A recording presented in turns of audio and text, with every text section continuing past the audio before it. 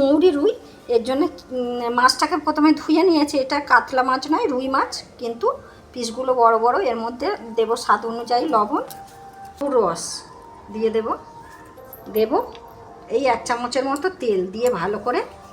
এবার এর মধ্যে একটু লঙ্কা গুঁড়ো দেব। লঙ্কা গুঁড়োটা দিয়ে ভালো করে মিশিয়ে আমি মেখে নেব। এর ফাঁকে আমি কিছু মশলা রেডি করে নেব।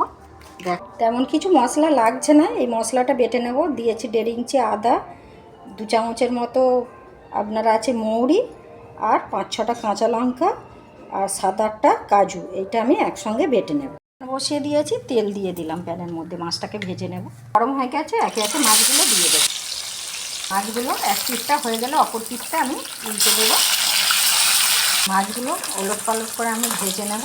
আমার ভাজা হয়ে গেছে, এবার আমি তুলে নেব। মাছটা ভাজা হয়ে গেছে। এই তেল থেকে কিছুটা তেল আমি কমিয়ে দেবো, আমার যেন মনে হচ্ছে অনেকটা বেশি দেবো। আমি 2-4টে মৌরি, এই 1/2 চামচের কম, আর 2টো তেজপাতা দিলাম। হালকা ভেজে এবার বেটে রাখা মশলাটা আমি দিয়ে দেবো। স্বাদ অনুযায়ী লবণ, একটু নাড়াচাড়া করে নিয়ে অল্প একটু জল দিয়ে মশলাটা ভালো করে কষাবো। একটু কষানো হয়ে গেলে দেখুন তেল ছেড়ে দিয়েছে। এর মধ্যে দেবো 4 চামচ টক দই, 4টে চিনির দানা। এতে মিষ্টিটা লাগবে না, কিন্তু টক দইটা দিয়েছি তো, দিলে ভালো হয়, ব্যালেন্স করবে। কিছু লাগছে না, ঘরে থাকা উপকরণ দিয়ে আপনারা এইভাবে বানিয়ে খাবেন।